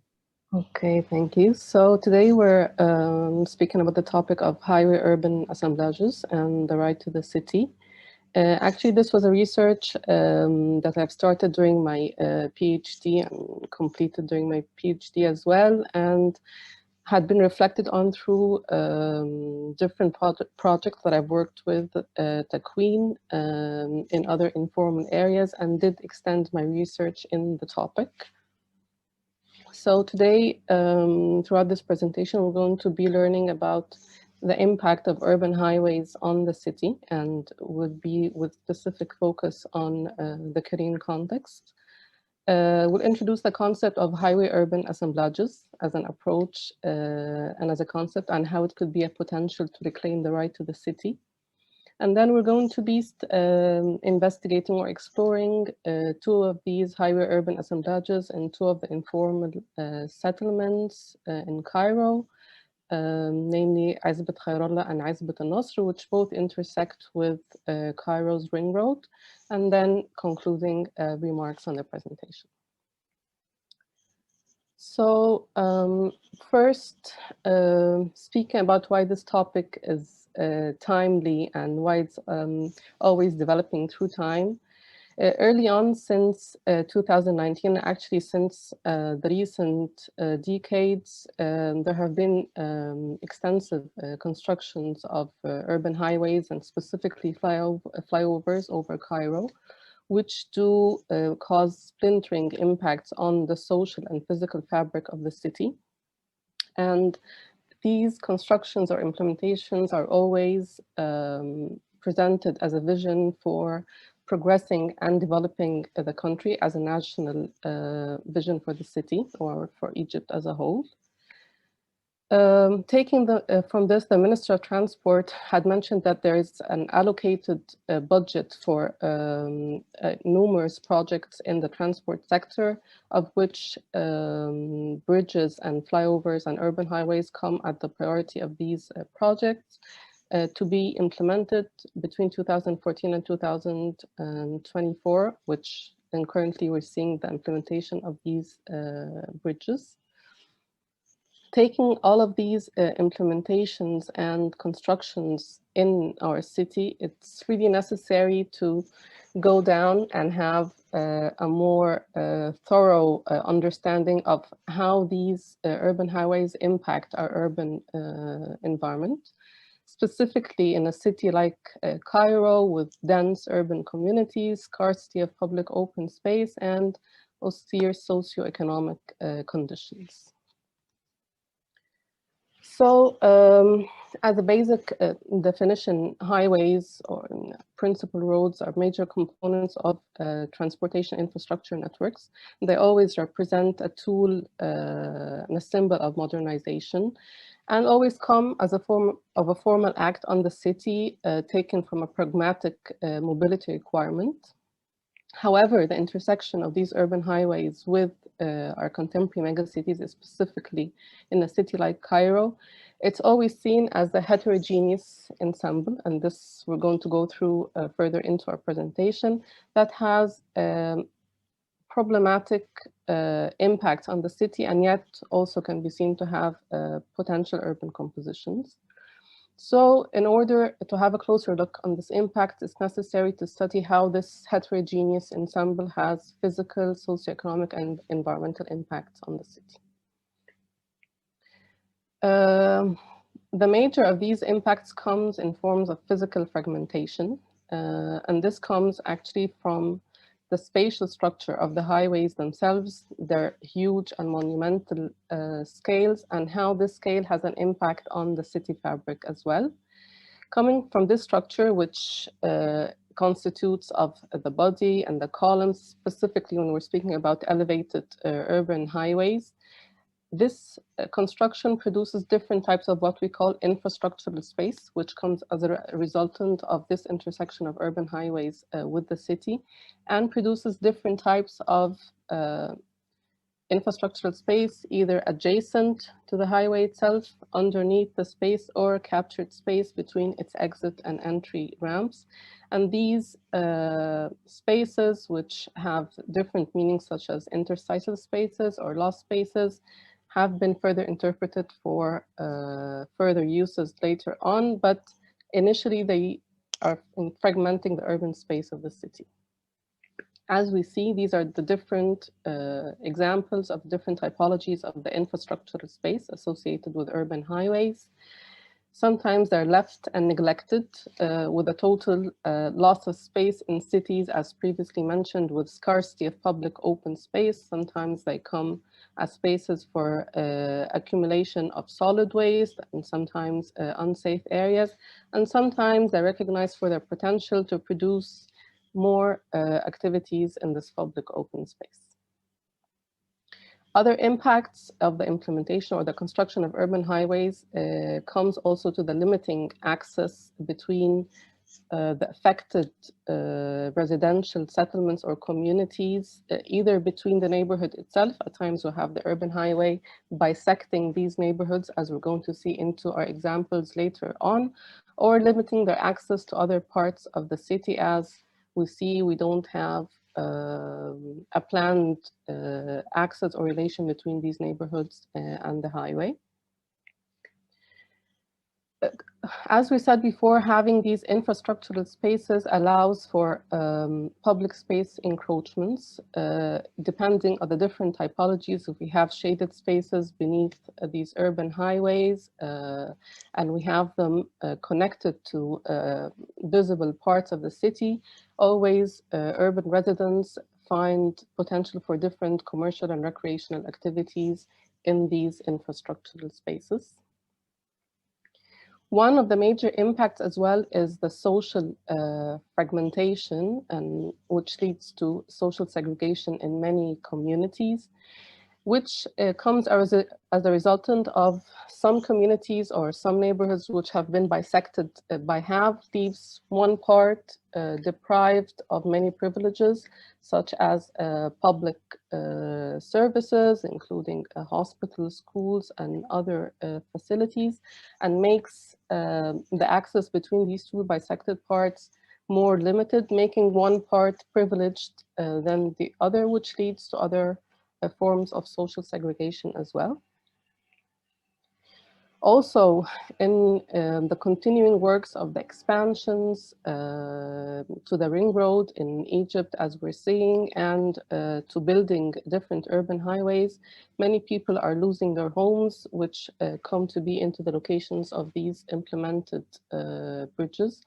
So this leads to the resettlement in other areas, or maybe compensation in other forms, and sarcastically, in other forms which did not lose their homes, they have a huge invasion of privacy, where the homes and the ring road come in direct connection to each other. Also, the implementation of these urban highways has a huge impact on reducing safety, as residents find themselves directly accessing the ring road for public transport, or sometimes crossing the ring road to other parts of their neighborhood. This causes a lot of traffic accidents and leads to road deaths as well. Coming to the environmental impacts, and this is also a topic that's hugely under public discussion nowadays. It's how much we have to compromise of green spaces into our cities to build these urban highways, and places like Heliopolis witnessed such a compromise of around 90 fadans of green spaces in order to implement these urban highways. And also speaking about the air and noise pollution, where the residential neighborhoods come in close proximity, as previously mentioned, to these urban highways, putting all the residents at risk of health hazards and reducing their quality of life as well. So,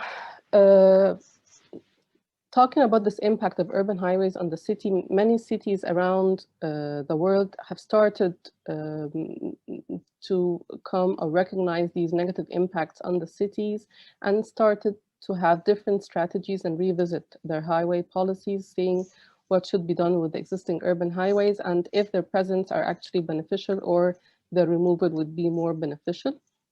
And this led to removal of different urban highways throughout different developed countries, such as the United States and cities like Seoul, and replacing them with parks and boulevards. However, these solutions might not be applicable to different cities in developing countries or the Middle East, as these solutions require high budgets and require high community support. So if our urban environment is left with multiple urban highways having these drastic impacts on the city, we're left to think of other ways of how to rehabilitate these urban highways and how to reduce their negative impacts on the city and reassemble them with the surrounding communities. So it becomes a necessity to understand how to extract potential to eliminate these negative impacts on the city.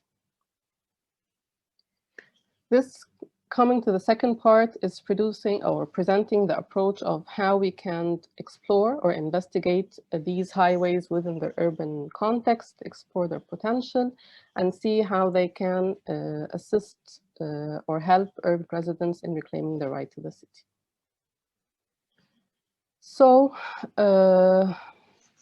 first, introducing the concept of the right of the city, as of course produced by Lefebvre early on in the 1960s, and how it reflects on multiple rights of the urban residents: rights to make their own ideas in the urban space, right to use multiple services, the right to space, and the right to be engaged in the different urban transformations into the city. So it's quite important to see how the impact of urban highways, which are implemented as a means of easing traffic and easing mobility from one space to the other, what is the actual impact of these urban highways on the right to the city of the urban residents. So this could be explored through multiple concepts or derivatives from the right to the city, either the right to participate in the decision-making of these urban highways, the right to public services, the right to public open spaces, the right to a health and safe environment, adequate housing, urban mobility, and the right to work. So in order to study these urban highways and see how they could contribute to this concept of the right to the city, it's important to study them within their diverse context, since they don't have the exact or the same impacts in different contexts, and they should be studied within the interactions with the surrounding urban communities. Therefore, in order to do so,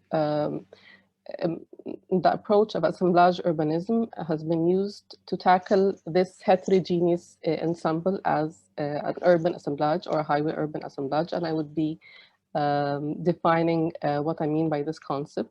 So it's basically reading the urban highway as an ensemble of both human and non-human actors, and both have active roles which do affect each other in producing different types of urban transformations. And this comes in relation to the geographic context, the physical features of this ensemble, and the socioeconomic context as well, reflecting the socioeconomic backgrounds of the urban communities affected by this construction. Why this approach was chosen, it's actually an implication of the assemblage theory and actor network theory in the urban field. And this concept specifically recognizes the dynamic interactions between these heterogeneous components. When we have human and non-human actors within these diverse contexts, they have the ability to reproduce different urban transformations within the city. So it's actually an approach to read the complexity of the interactions of urban highways within these diverse urban settlements. So breaking down the concept, it's basically reading all the different actors within this assemblage, whether the physical actors taking the highway, its different components, its different spatial attributes, such as the infrastructural space, the human actors, urban communities engaged, different governmental entities, different local NGOs, and as we call the contextual and temporal aspects, how this assemblage differs from one context to the other, and how this relates to the current socioeconomic and maybe political struggles in the city as well. So taking this concept, it's a way to read how the different intersections of urban highways with the city, taking these diverse geographic contexts and how or when do they intersect with the urban communities, how this produces different types of assemblages or different urban transformations, as we see, that reflect different concepts. So sometimes they serve as spaces or pillars for commercial activities, engaging different types of street vendors when we have more visibility and access to the roads. Sometimes the adjacent infrastructural space also serves other types of commercial activities as well. So basically it's a way of decomposing or breaking down this ensemble or heterogeneous components, as we call it, and we see how do they interact with each other and when they do this interaction to produce different urban transformations, meeting the needs of these communities. Taking this, it was actually interesting to investigate how such an heterogeneous ensemble would act in communities or in informal settlements which have specific socioeconomic and geographic conditions. They have dense urban communities. Most of them lack a lot of basic services, utility networks, and have scarcity of public open space. So taking this composition with its different potentials and its intersection with these neighborhoods has been interesting actually to see how different potentials are recognized and how different actors have been engaged in these processes, producing different types of urban transformations that actually do give insights on how the development of informal settlements is affected by the intersection of these highways.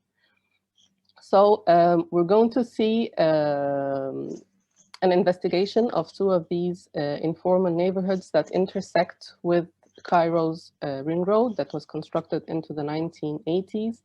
and how these two communities do share some of the common impacts and how different interventions were associated with these urban assemblages based on the needs of the communities. So these are the two informal settlements which have been chosen to be studied. The first is Azbet Khairallah, which is bisected by the ring road, as we can see on this map, and it's located on the eastern side of the city. It's an informal neighborhood which lies in Cairo Governorate. It has a total area of 2 kilometers squared and approximately 650,000 inhabitants. And the other area is Azbet and Nasr, which is further east to this informal settlement. It's more of a smaller area with 0.5 kilometers squared and almost 25,000 inhabitants.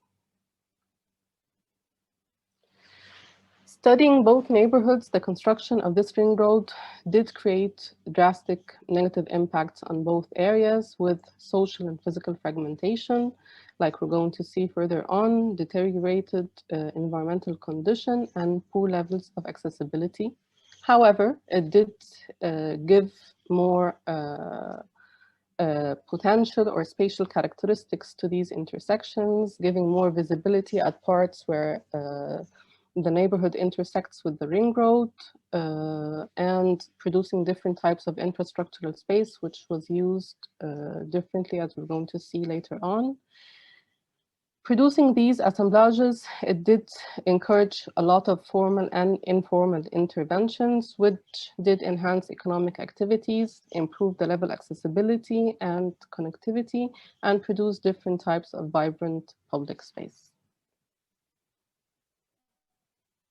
So first, we're studying the intersection of the ring road with Azbet Khairallah. One of the major impacts of this construction was it did bisect the city in half, the neighborhood in half, leaving the major public services on the northern side of the ring road and leaving, as we previously said, the lower part segregated and deprived to directly access these public services. And the only connection that we had between these two bisected parts were underground tunnels that have people access from one side to the other. However, these tunnels were in a very bad condition, deteriorated, and limited the access between both areas. These are some results of the impact of this construction on the city, different types of infrastructural space adjacent to the ring road. The case in Azbet Khairallah is elevated on embankments, so it did have a lot of adjacent space, which was sometimes open for public space encroachments, and sometimes we had encroachments on the ring road itself as well. And we had other impacts, as we said, social fragmentation, bisecting the neighborhood in half, having the public services on one side did limit the access to public services to the underprivileged part of the community, and also did reduce the level of safety. As we said, people had to cross the ring road if they cannot access the tunnels, and the tunnels themselves were not safe as well. This did, of course, open to informal interventions, and one of these major or most famous elements are the pedestrian access stairs from the neighborhood to the ring road to access services, public transport, and this is common on different parts of this intersection, and the encouragement of commercial and recreational activities as well, which, reflecting on that, did give the people to access the right to the public space, the right to work, even the right to urban mobility. And this is actually open for exploration. And did it really meet this right, or it does need further enhancement to meet these rights to the city? one actually of the very interesting formal interventions which brought different actors and did serve multiple aspects of the right to the city is a project conducted by Takween Integrated Community Development, the company which I'm working with currently.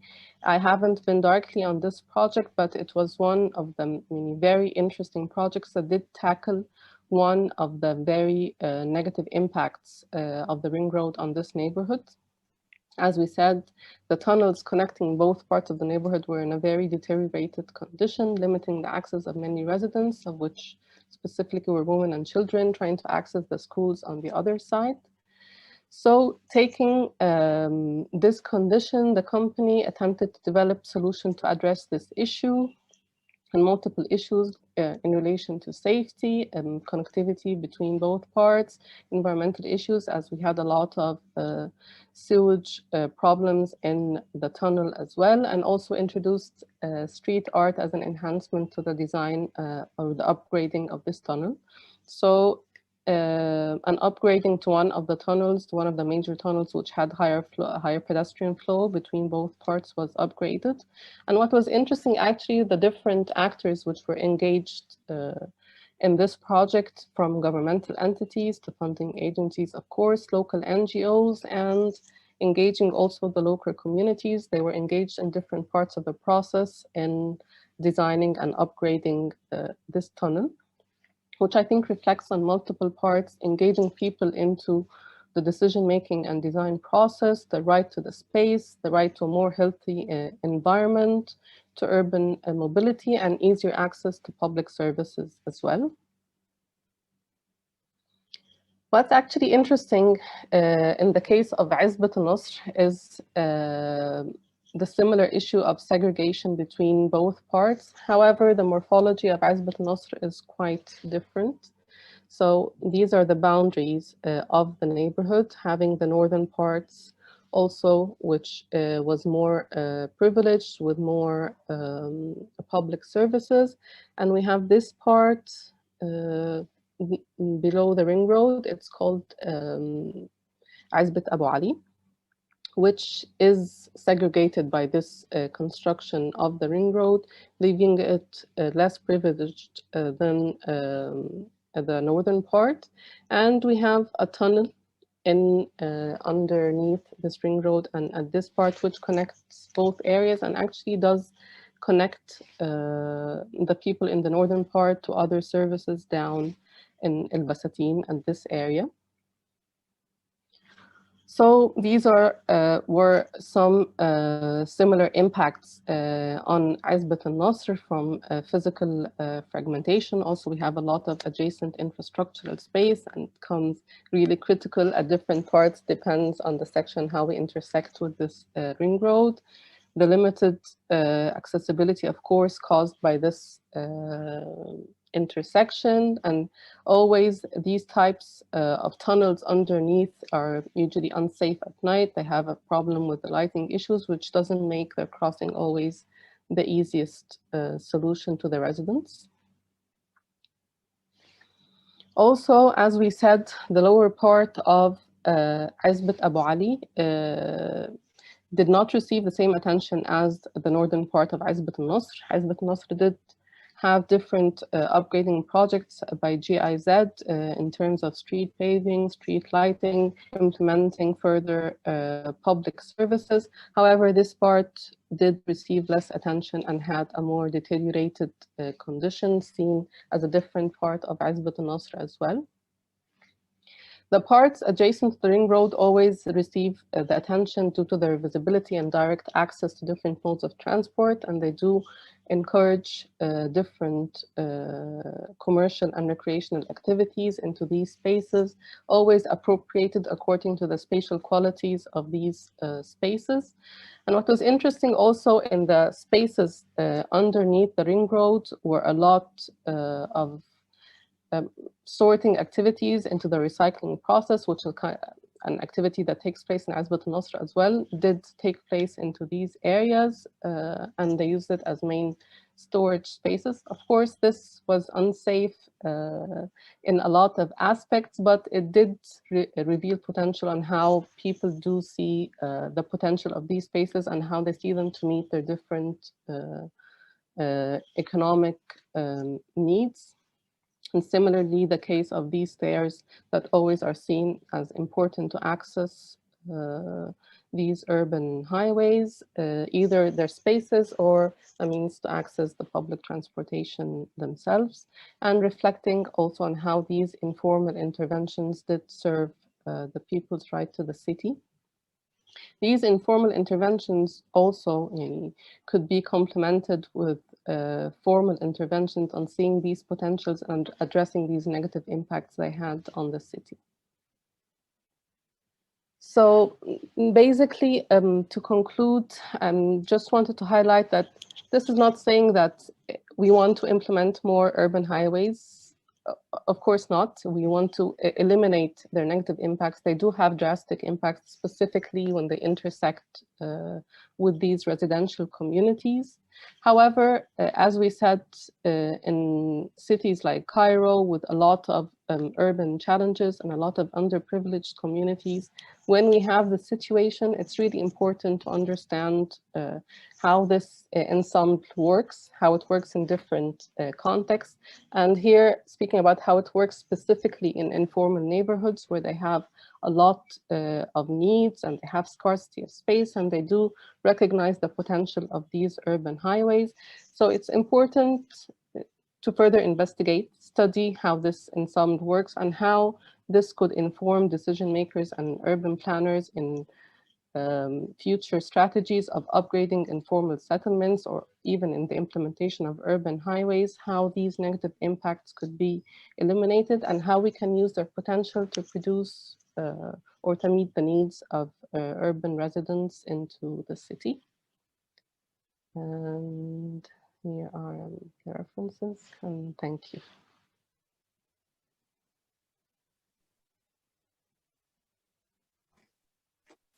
Thank you, Dr. Heba, for your quite interesting presentation. And so far we have one question, which is, are the Cairo City Council or the Egyptian government not considering moving majority of unplanned settlers who reside at these Cairo ring roads to new planned residential areas in Cairo or outside Cairo? There are actually different strategies into the resettlement or relocation of different informal settlements, depending on the case of each area. But as we always say, this is not always the best or the easy solution, as you cut ties with different work opportunities and different social ties, and people are settled into these areas. So this won't be the case in all the areas inside Cairo, and it's important to study how to actually rehabilitate these urban highways within these informal settlements, and not always move to resettlement or relocation as the main solution for these informal or unplanned areas, as Dr. Heba Khalil was saying. Yes, thank you for this. So I have also one question of mine, sort of more of, I kind of want you to expand on, I'm really curious about the participatory process with the Umar ibn Khattab, I think, tunnel. I'm sort of curious on, you mentioned that there were some unexpected actors that were involved in a way in this situation. And I was also sort of curious on the role of the government in this situation and how they play a role in these kind of participatory processes.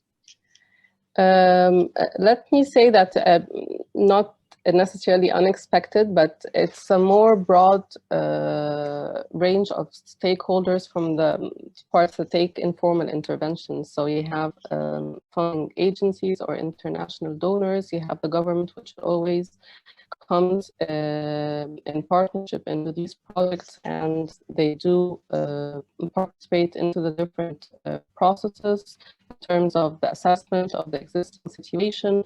Actually, there was a process of the selection of which of the tunnels needs or is a priority for upgrading based on the pedestrian flow, the high flow, which one is more used by the community and which one has problems that need to be addressed. So the governmental entities are always part of these different processes into the assessment, design, and decision making.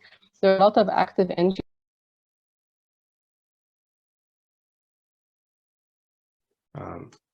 Okay, we did lose Dr. Heba, Shoaib as well. We had also some internet connections with Miss Rita. Oh, I'm sorry, I think back. Dr. Heba just joined. Yeah, okay. Yeah, please go ahead. I don't know, when did you lose me?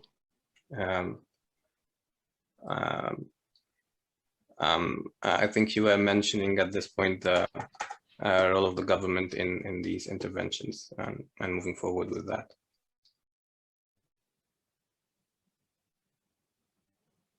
Can you hear me, Dr. Heba?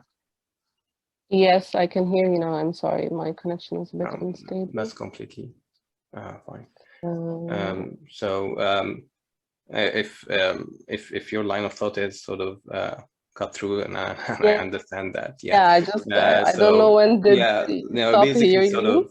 So if you can expand on the challenges on these participatory process, that would be sort of great into looking into this issue of intersections between formal and informal, because the government comes from the sort of formal regulatory side, and the participants come from more of an informal background in a way. That's always the challenging process, and a lot of projects that we do at Takween as well, is these different perspectives of stakeholders of what the community actually needs and what is feasible, and how the governmental entities do their perspective on.